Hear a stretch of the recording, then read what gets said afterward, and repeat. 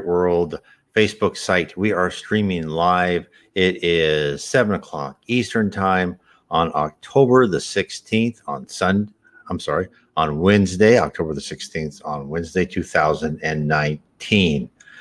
We are tonight bringing you a very interesting case. It's about Sara finds out we are assisted by the spirit world. It's a story of her somewhat type of near-death experience. And of course, this talk tonight on Wednesday is in my book in more detail, what really happens during near-death experiences according to Spiritism. Now, if you would like to understand more about Spiritism, I recommend you read the Spirits book. That was codified in the 1850s by Allan Kardec. He used many mediums. He asked the same questions of many mediums who talked to many different spirits in different geographical locations throughout Europe. And he put the answers that had to be the same or very similar into actually 5 books. But the main book is the Spirits book. It's 1,019 questions he posed to mediums. So it was just revelatory. Spiritism calls this the third revelation. And I encourage everyone to learn more about Spiritism. In fact, I am using Spiritism to explain really what happens during near-death experiences. So let's get right into it. So Sara is a very interesting case. She hit her head after overdosing on different types of medications and woke up a changed woman. She remembered via lucid dreams what she experienced while she was unconscious, but she didn't have the usual all-in NDE near-death experience, white light type of experience. And of course, her story is on the nderf.org website, which is a great website. It's the Near Death Experiences Research Foundation.org.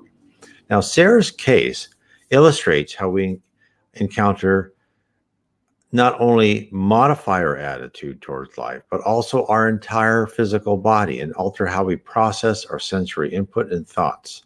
So, first I will begin by relating how Sara wrote how she fell to the depths of despair. This is what she says. I had officially hit rock bottom in my life. My prosperous career had ended abruptly due to an accident that caused a debilitating back injury, and I was wallowing in the depths of fear and victimhood.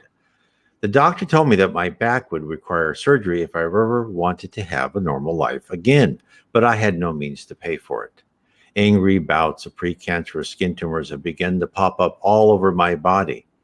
I lived through my days lying in bed, in and out of consciousness, with the drapes drawn, with daytime reality TV playing in the background. I existed in a debilitating mental state, with my emotions fluctuating between depression, anxiety, sadness, anger, and futility. Thoughts of ending it all began to enter my mind. I over-medicated daily with a cocktail combination of pain meds, antidepressants, anti-anxiety pills, and alcohol in an attempt to try and numb out all the physical and emotional pain I was feeling. Now, this is what she said.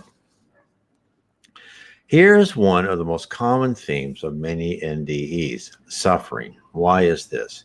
Why must we suffer on earth? Why must we suffer at all?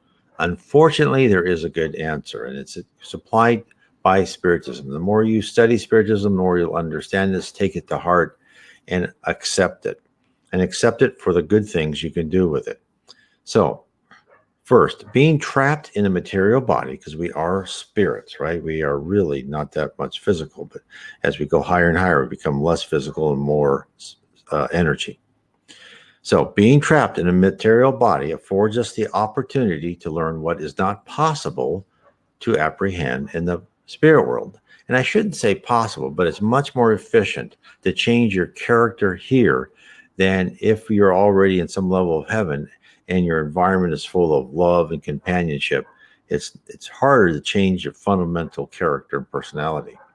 So while certainly one can gather intellectual knowledge, the building of our emotions of faith, charity, honor, and love are rooted in the pain and suffering we are exposed to in the physical world. The Spirits books backs up this thesis in the secondary question to question 175. Would it not be happier to remain as a spirit? And the answer is no, no, for we should remain stationary and we want to advance towards God. So, unfortunately, there is no shortcut, no easy path for redemption. We can't lie our way out. We can't hire someone else to take the punishment. And there is no one to bribe to let us off the hook. We must pay the bill with our own time and labor. In the book Memoirs of a Suicide, Camilo Branco, the spirit who inspired the book, visits the wards of a heavenly campus where suicides are recovering, and after a period of time in the lower zone. Now, at the end of the long tour through the wards of the truly pitiful spirits, Camino is told that all will recover eventually. The method is described by those whose love and compassion will direct the care of mournful spirits. This is what they told him.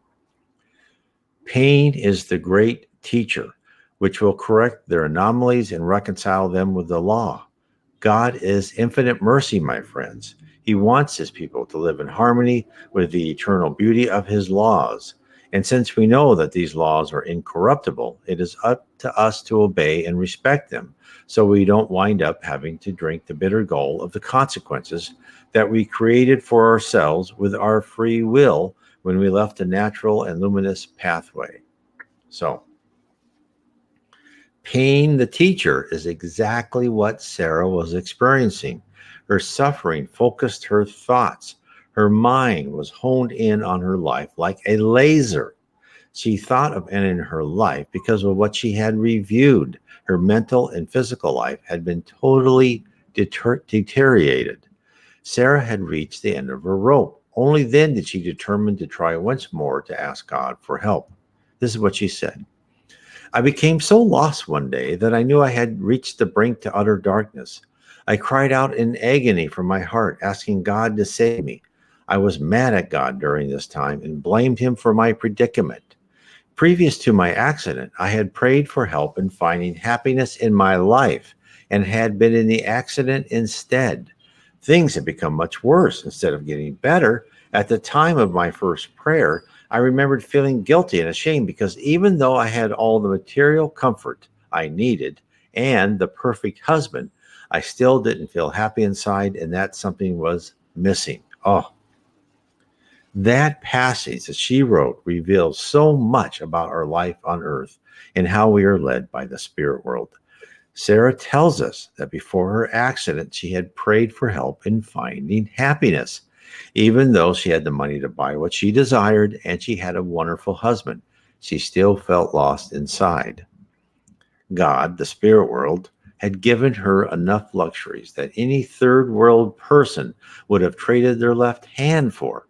While millions of people exist in a loveless marriage, Sara knew her husband was worthy of love and worthy of her and loved her. Yet, like many of us, she still felt a lacking, a hole in her being. Ask yourself, what could God supply to her that would have made any difference? Winning the lottery would have supplied a few moments of exhilaration, then the same longing would have returned. Any material gain could only provide a temporary relief from her despair. The void that she felt is only fillable by her own mind. God knew this. The spirit world knew this. Her spirit guide knew this. Hence, they really did answer her prayer. Events were set to enable her to realize the solution to her problem. And by the way, be careful for what you pray for. You might get it, as in the story of Aladdin, where the genie grants the wishes in the ways you did not consider. The spirit world may also deliver you what you need, not what you want. Now, let's talk about her accident. The very evening after she fervently prayed a second time for God's help, she felt mentally refreshed. She and her husband went to a restaurant, and as she approached, she felt immense energy all about her. A large presence loomed that heightened her senses and caused her to look in every direction. At the restaurant, she drank excessively.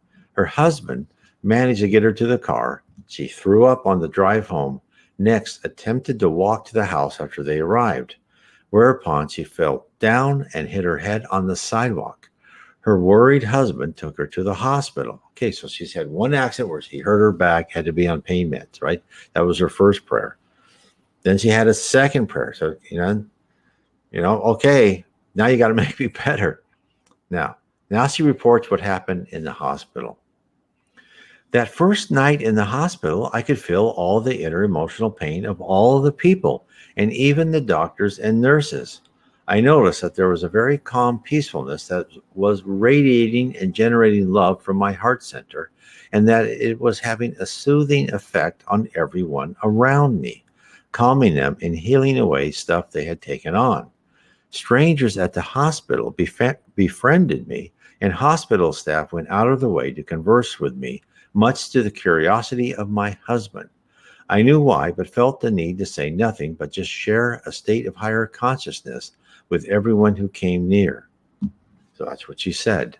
She started to feel the thoughts and feelings radiating from others. Her mind, which for Sarah and all of us is a beacon of energy, sending thoughts and receiving them, became more in tune to the stream of feelings from others.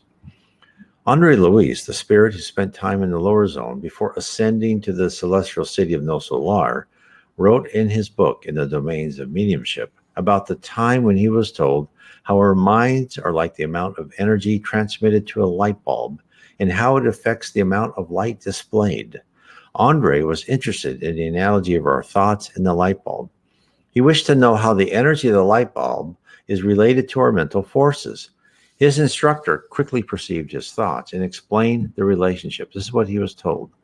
The bulb, whose interior the light is produced, disperses the photons, which are elements of nature that vibrate in physical movements particular to them. Our soul, in whose intimate ambient the radiating idea is processed, projects the condensed spiritual elements in the various mental forces. The world acts one upon the other through the radiation they emit, and the souls influence one another via the mental agents they produce. So hence, what is he saying? Excuse me. Our mind does set out energy, not photons, but another form of which our science has not yet discovered or explained. The normal functioning of our body supplies the power derived from our food intake to allow our brains the electrical and chemical power for our neurons to trigger to internally form and emanate our thoughts. Andre takes this logic and extrapolates it to its logical conclusion. This is what he says. Just as we on Earth have an understanding of the chemistry of dense matter by cataloging its atomic units, we can also study the makeup of the mind. Cruel thoughts, rebellion, sadness, love, comprehension, hope, and happiness have individual weights and make the soul more dense or subtle. In addition, we can define it magnetic qualities. Each mental wavelength possesses its specific coefficients of energy expressed in silent concentration, speech, or written word. So, if what he says is true, and I have no reason to doubt it, then by analyzing the wavelengths radiating from our minds, we are able to ascertain the general thoughts of a person. This explains how spirits are able to mentally read our minds. Sara begins to display the same talent.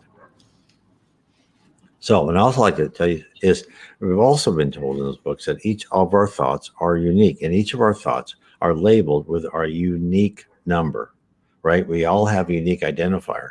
And that is why the spirit world knows everything about us, because those thought waves go out and are stored in this universal cloud, right? Which is so much bigger than any other, cloud that we can talk about here on Earth. So then she started transforming. Sara felt her body completely morph into a sensing organism. She writes, I now felt completely conscious and awake in every cell of my body for the first time in my life. And I was very aware that I was seeing the world through entirely new, enlightened eyes. I knew that everything was going to be okay in my life. And I had no fear, only anticipation and excited feeling to hurry up and get started with whatever was about to happen. So, what happened? The spirit world not only healed her body, but enabled Sara to use her full potential. There is an example of the spirit realm assisting a woman in the book Missionaries of the Light, where the spirit Andre Luis watches another spirit manage the healing process. Andre asked if he could see a demonstration of the benefits of the procedure. And then This person he was talking to points to the woman and tells him this. This morning, she had a bad argument with her husband and entered a serious state of inner disharmony. The small cloud surrounding her vital organ represents fulminating mental matter. The permanence of such residues in her heart could cause a dangerous illness. Let's help her. So then Andre saw what this guy was doing. And with the help of an incarnate, the spirit behind the incarnate, this physical person was in front of the lady who was receiving the energy, and he was passing. He was never touching her, but he was passing his hands to her. He was passing vital fluids made up of universal fluid in the form of a ray of light towards the woman's heart. And Andre describes the healing that he witnessed. This is what he said.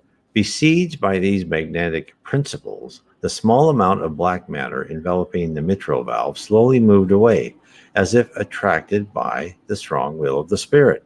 It reached the upper tissue, scattering under the radiating hand along the epidermis.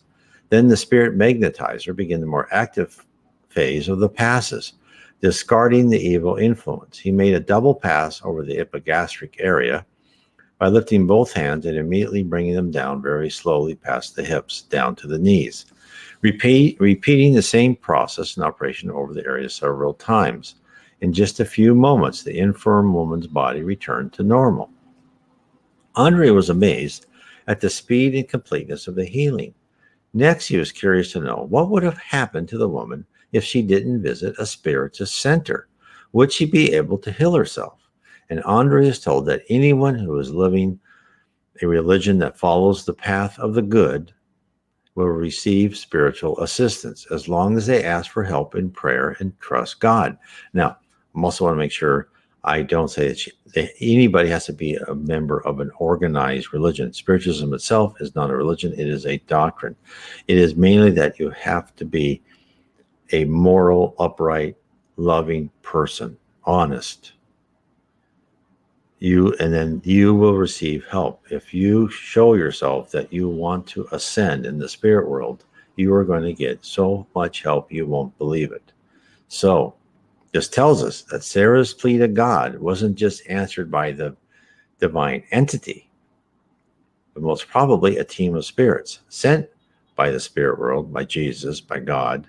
They had given Sara a new gift, a power to be used for the good of all. She describes her new ability. This is what she said. From that moment on, I was able to feel the pure vibration of a person and all the fear and insecurity floating around them, just like bad computer viruses that could be easily swept away.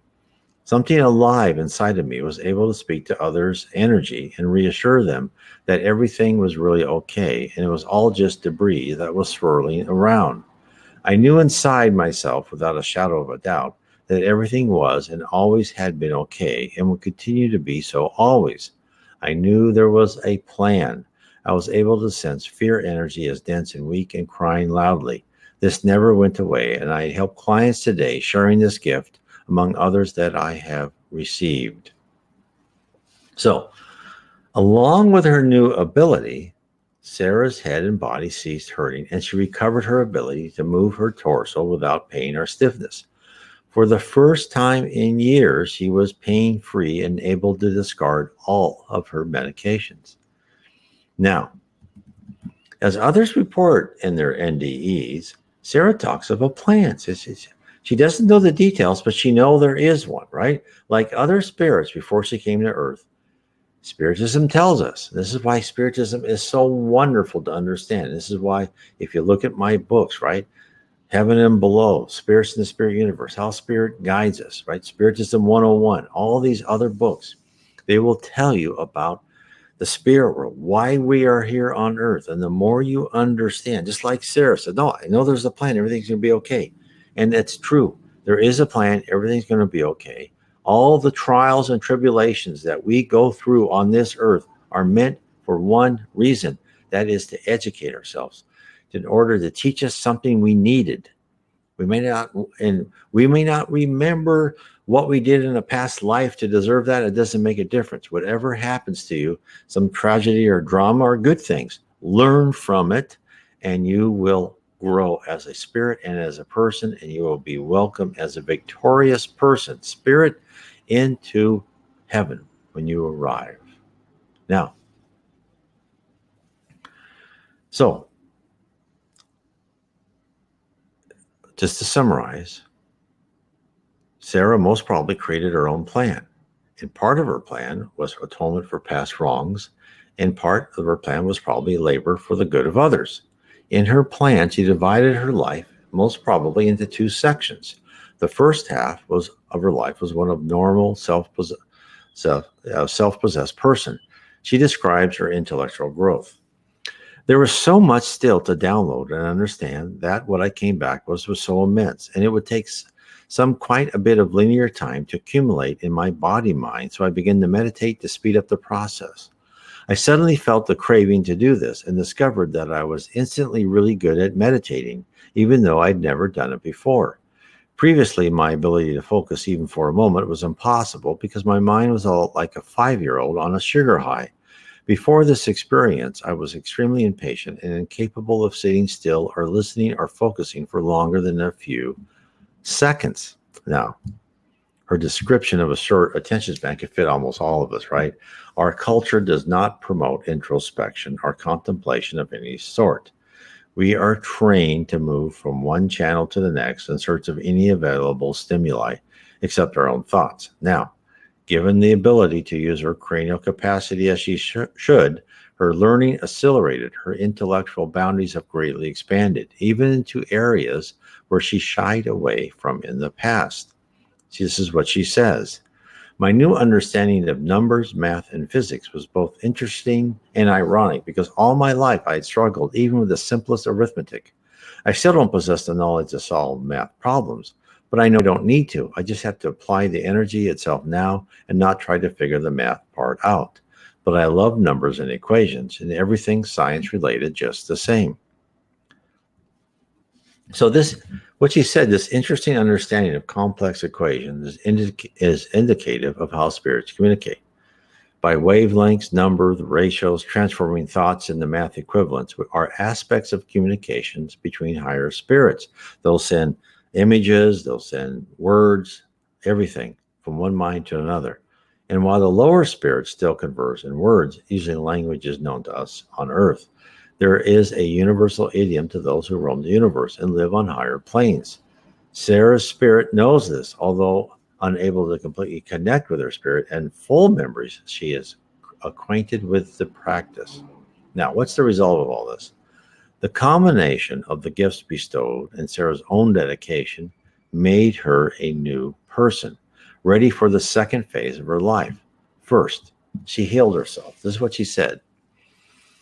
I had battled with my angry precancerous skin tumors during my mentally ill state of existence, which I now completely understood were simply a numerological equation of energy that resulted in matter that was out of alignment to the harmonious balance of nature. No other way to describe it.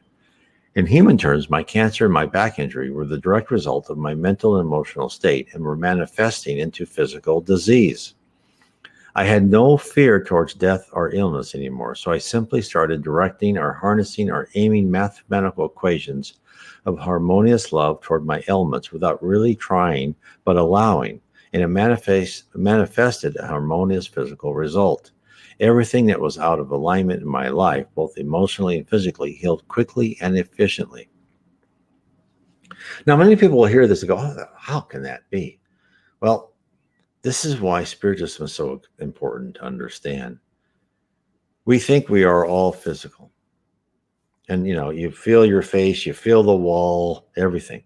But actually we are in this universe, which is a logical universe. And we are a logical personality. In fact, in Spiritism, you see a lot. They'll call us personalities. And in personalities, we are this spirit who is full of like a program, right? We were like a program with all sorts of knowledge, but our own little AI that has been painstakingly directed and nurtured through thousands and thousands of lives, and then we get better every time. And therefore, your body Spiritism tells us, even here on Earth, our physical body, we can only see 1/8 of the world around us, right? There's so much more. Some people can see spirits, and they can. And that's because they can see more of the multiple dimensions. There's multiple dimensions, there's multiple universes. We live in a very densely data-packed environment. We can't see everything. We can only see what we're allowed to see. And the reason we're only allowed to see this is because our job on Earth is to learn and to become a better person. We don't need the rest. And in fact, if we had the rest, we'd be in the spirit world and we wouldn't have to change fundamentally our character. Now, so therefore, in healing, if you look at your body, there's many things you can do with it. Now, of course, Spiritism first says, don't just go to a spiritist doctor or a healing, always check your physician. Not everybody can do this. Sara is, very, a rare case, but there are examples of healing. In the book, Missionaries of the Light, Andre Luis again supplies us with his view from the spirit realm. There's a section that deals with a young woman who is being obsessed by spirits who wished revenge on actions she had taken in a previous life. Now, Andre's mentor tells him why the young woman is able to successfully resist the barrage of bad thoughts that errant spirits are aiming in her directions. This is what he says. Only patients who have willingly made themselves their own physician achieve a positive healing. The principle is the same in the dolorous field of obsession. If victims capitulate unconditionally to their adversaries, they will surrender completely and become possessed after becoming an automaton at the mercy of the persecutor. If they have a weak and indecisive will, they will become accustomed to the persistent action of their persecutor and will become accustomed to the circle of irregularities, a situation very difficult to correct. Because little by little, it will become a pole of strong mental attraction to the persecutors themselves. In such cases, our activities are nearly limited to simple tasks of assistance aimed at results far in the future. However, when we find patients who are interested in their healing, taking advantage of our resources in order to apply them to their spiritual evolution, then we can foresee immediate gains. So what are we being told?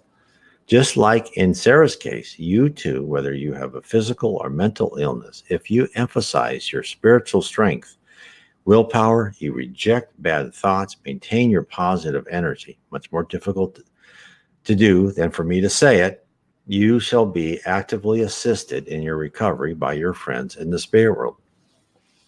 And to maintain your positive energy is, I really recommend my book, How to Live Inner Peace Through Spiritism. I take you through, there's a poem written by Andre Luis, and it's a 24 verse, very short verses, but each one builds upon the other. And I explain what Andre Luis meant by that, what the spirit world means by what he said, like we need to have industrious patience, and what is meant by that and how we can achieve it.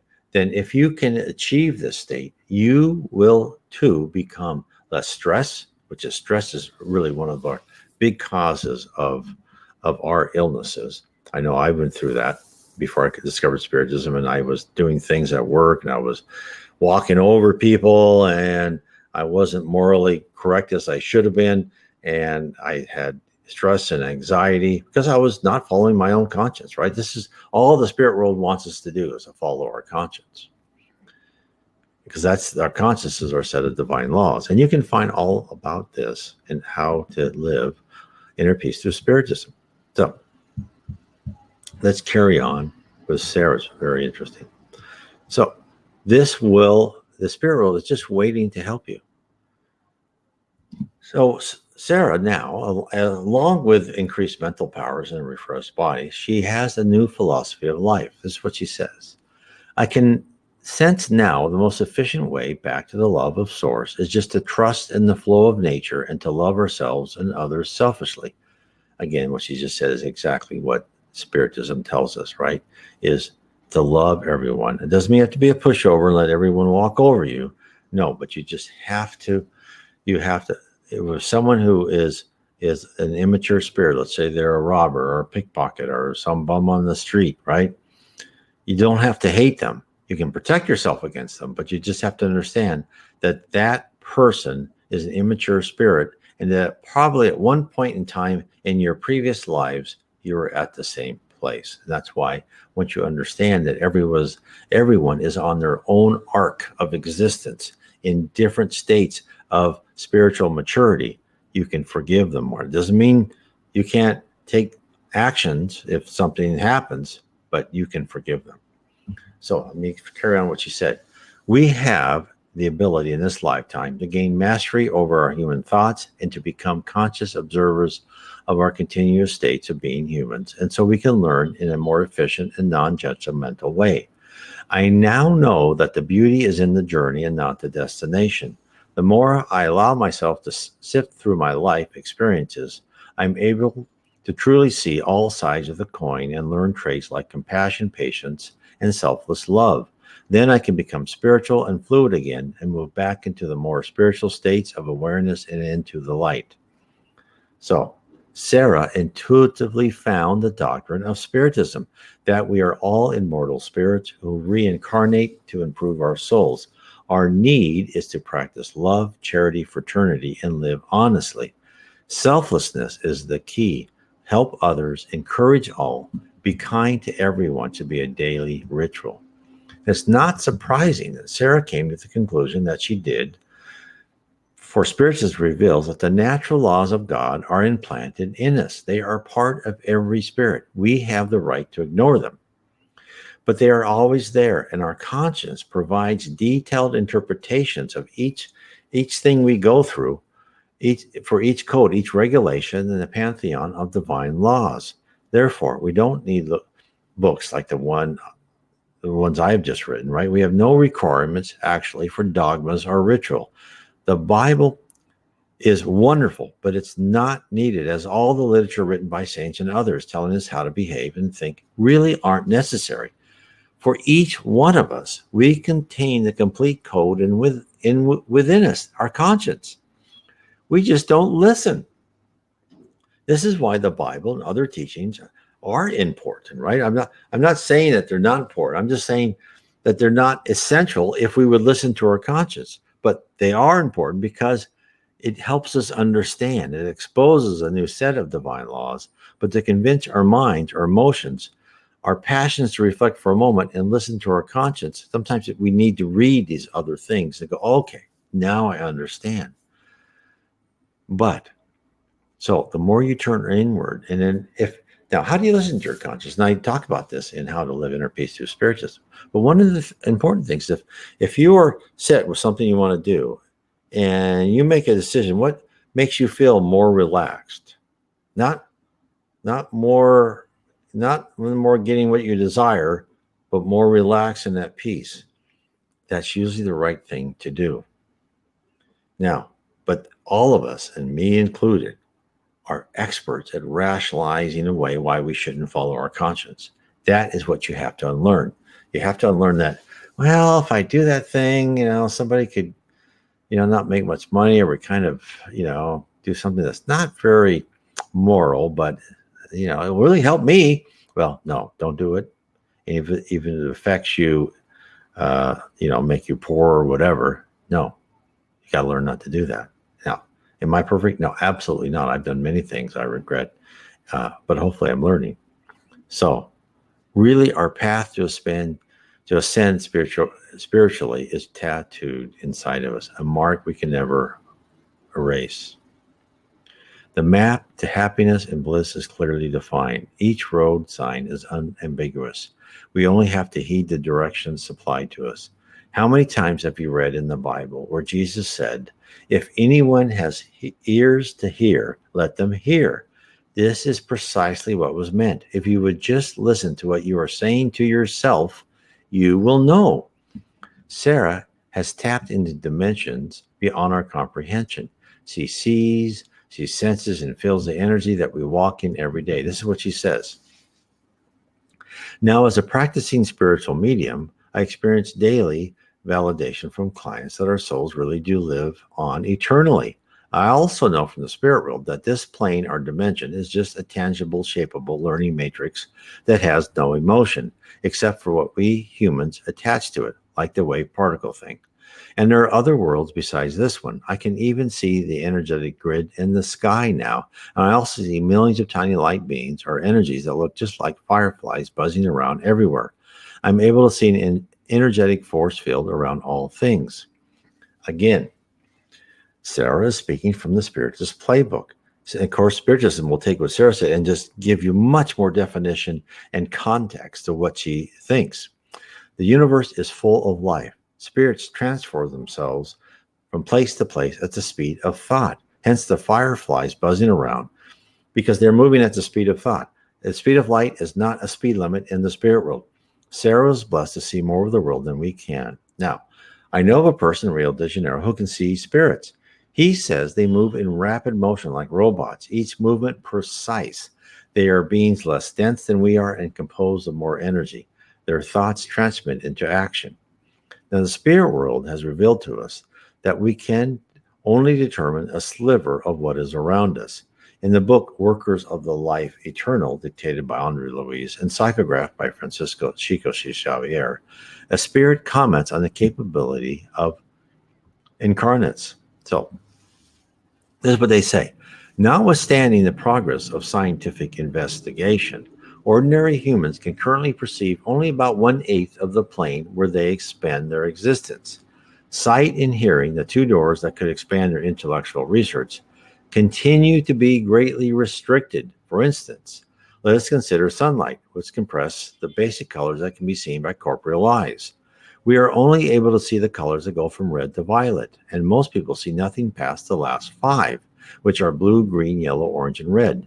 They fail to detect indigo and violet. However, there are other colors in the spectrum that correspond to vibrations that the human eye is incapable of detecting. These are infrared and ultraviolet rays, which the human research is able to identify imperfectly, but is unable to see visibly. So what are we being told? We've been told that all that Sara has experienced, all that people who have had NDEs since humans populated our planet is real and explained by Spiritism. Why was Spiritism not sent to us earlier and the doctrine only exposed in the 1850s? Because the human race wasn't culturally and technically advanced enough to profit from the teachings until now. Yes, we are traveling through a relentless materialistic stage at the moment. This stage shall pass when more souls seek the balance between their side that wants to accumulate goods and their side that comprehends the importance of their spirituality. So, I hope this has been very effective for everyone. And if you would like to know more about the spirit world, you can get my book, 12 NDEs explained by Spiritism. My other book, The Spirit World Talks to Us, 12 accounts from near death and other experiences. If you want to learn more about NDEs and how Spiritism explains it. But if you want to understand really about the spirit world, about heaven, what's below heaven, which is the lower zone where spirits go who aren't ready to ascend into heaven, and in the dark abyss where spirits go who really are criminal most of the time. This will tell you why we are here. And I have a series of 3 books, Heaven and Below, Spirits and the Spirit Universe. Let me bring that one up. And that will tell you all about the attributes of spirit, what is waiting for you. What are your capabilities? Because this is it. People go, why do I have to go through all this pain? And people always ask me, well, God forgives everything. Well, yes, God does forgive everything, but we still need to be educated.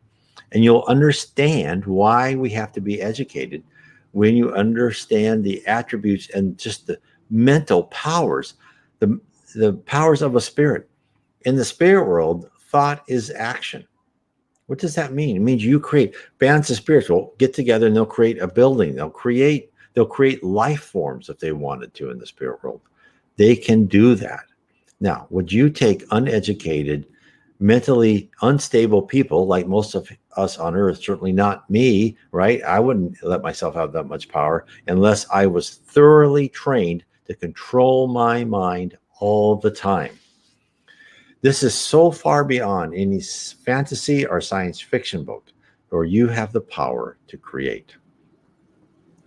And this is why it's important that you understand the doctrine of Spiritism and understand the spirit world, because then you can say, okay, this happened to me, and I must have done something in my previous life for that, and hopefully I'll learn from that. And you won't take it personally. This is just an educational thing.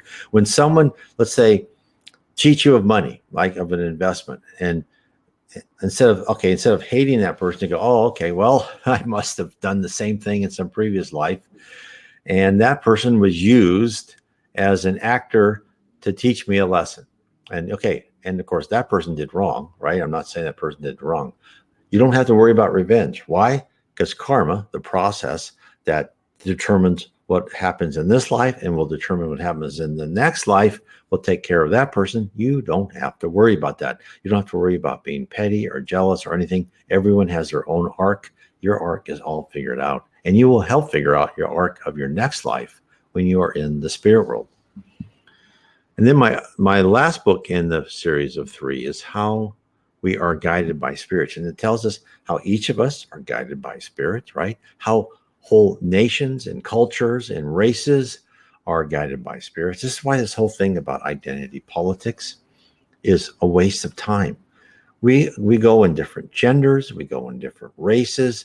One civilization will be ascendant, and then it will go down because they did things wrong, right? Another civilization will come up. This will always change. It doesn't make a difference. Just accept what we are. Love everyone. Don't think of yourself as a victim. Think of yourself as a student going through school, and you're in the body, in the class, in the economic condition you are in for a very good reason, because you are being taught lessons. This is what we are being told over and over again by people's near-death experiences, that we have a plan, we have a blueprint, and that we are here to learn to love, be more honorable, charitable, fraternal people. So, if you would like to learn more about Spiritism, I would also recommend that you go to spiritismstudy.org, and you can get on there. You can scroll down. You can get an appointment with myself or another spiritist. Talk to us. We'd love to talk to you about Spiritism. Nothing. We're not going to charge you anything. Nothing to buy. We're not going to tell you have to do anything. We'll just discuss what questions you have and help you out. And if it's very free and easy. And I've had many people just had conversations. Now, the last thing I'd like to tell is anyone, if you have friends, if you have Netflix, please go watch the movie Kardec. It tells you all about Kardec's life. And it's on Netflix. It's just started, I think, this October in 2019. And of course, if it's a Netflix movie, it'll always be on. So you can look it up, Kardec.